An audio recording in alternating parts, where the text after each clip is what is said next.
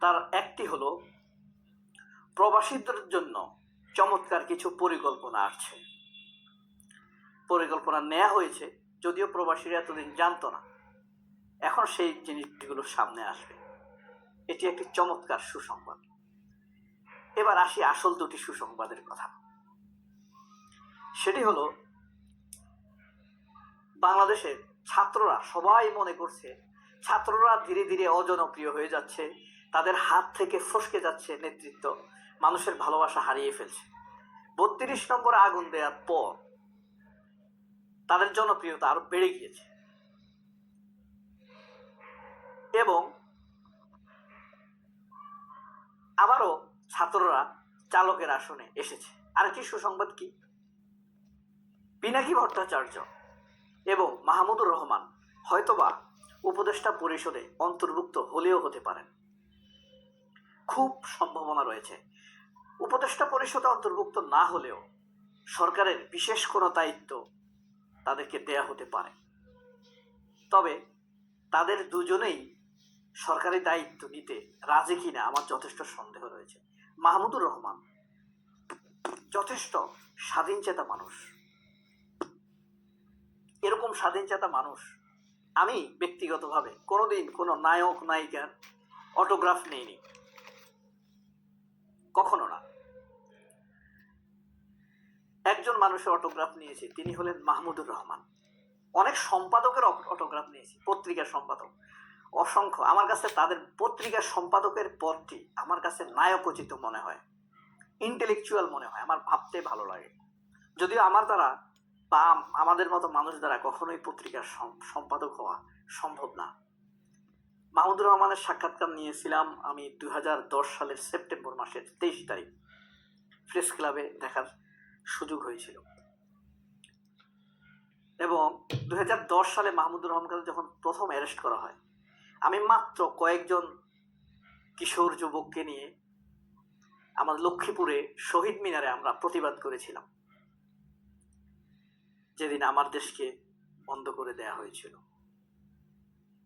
আমাকে সার্বিক সহযোগিতা করেছিল সেখানকার সাংবাদিক জহিরুল ইসলাম শিবলু, খুবই ভালো স্বাধীনচেতা মানুষ, ভালো সাংবাদিক, জনপ্রিয় সাংবাদিক, আবার সাংবাদিক নেতা সে। তো এই যে এই সুখবর। তবে মাহমুদুর রহমান হবার এই কারণে, ওই যে স্বাধীনচেতা বললাম, তিনি সম্ভবত হয়তো রাজি হবেন না, তবে জোর করে হলেও তাকে রাজি করে উপদেষ্টা পরিষদে অন্তর্ভুক্ত করা উচিত। এই দেশের পালস তিনি বুঝেন,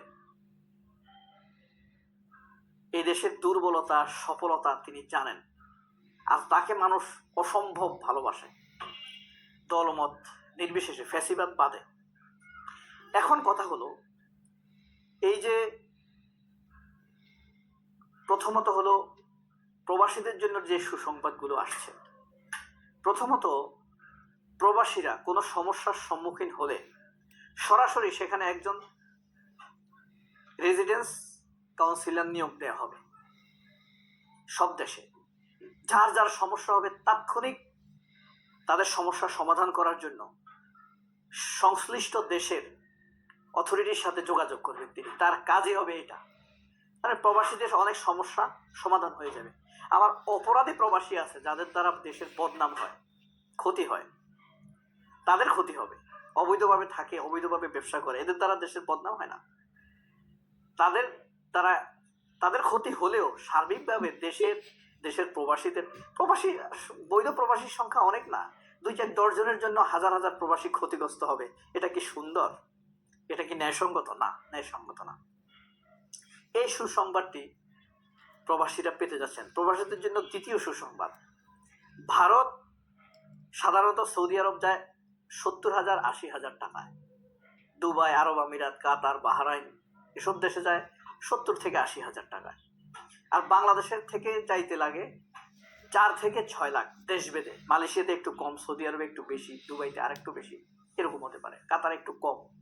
4 থেকে সর্বনিম্ন 4 লাখ, উপরে 6 লাখ 7 লাখ লাগে। এটা কি আশ্চর্যজনক না? এই জিনিসটা সিন্ডিকেট অচিরেই ভেঙে যাচ্ছে।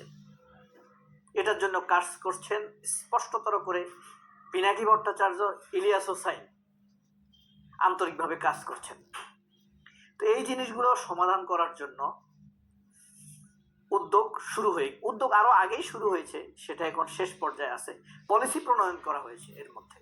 এই পলিসিটা প্রয়োগ করলে তার মাস 6 অথবা 1 বছর পর থেকে প্রবাসীরা অথবা বিদেশে গমনেচ্ছুক তরুণ যুবকেরা যারা এই দেশের প্রকৃতপক্ষ সম্পদ, তারা এই সুবিধাটা পেতে শুরু করবেন।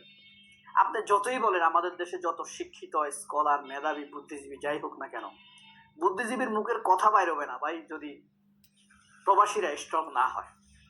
বাংলাদেশের এখন পর্যন্ত দেশের প্রকৃত সম্পদ কিন্তু এই প্রবাসীরা।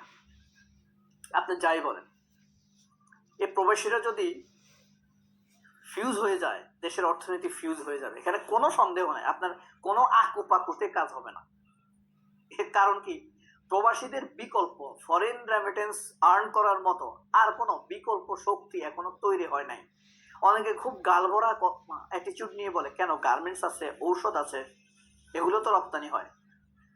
কিন্তু দেখেন এগুলোতে সরকারের সংশ্লিষ্টতা আছে।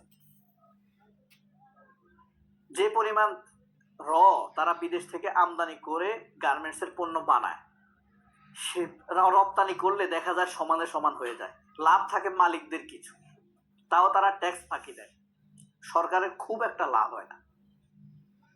কিন্তু গাল ভরা বুলি দেয় যে গার্মেন্টস তো খুব বড় সেক্টর। এখন ঠিক আছে বড়, কিন্তু প্রবাসীদের ধারে কাছে না। আর প্রবাসীদের ব্যাপারটা কি দেখেন, প্রবাসীরা নিজের টাকা, বাপের টাকা খরচ করে বা জমি বিক্রি, যাই হোক, বাপের টাকা খরচ করে তারা বিদেশ যায়, আর রেমিটেন্সটা আছে সরাসরি দেশে ব্যবহার করে সরকার।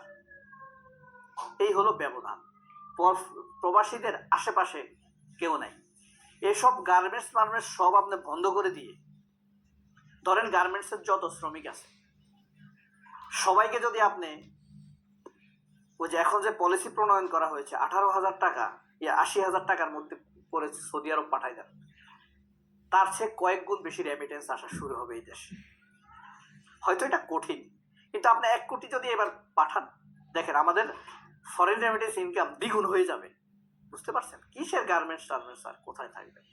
আমরা যদি একটা পলিসি প্রণয়ন করি, বাংলাদেশ থেকে অন্তত 50 লক্ষ দক্ষ শ্রমিক, কাজে দক্ষ, ডিপ্লোমা করা শ্রমিক আমরা পাঠাবো, আর 50 লক্ষ অদক্ষ শ্রমিক পাঠাবো। 6 মাসে চেহারা বদলে যাবে দেশে।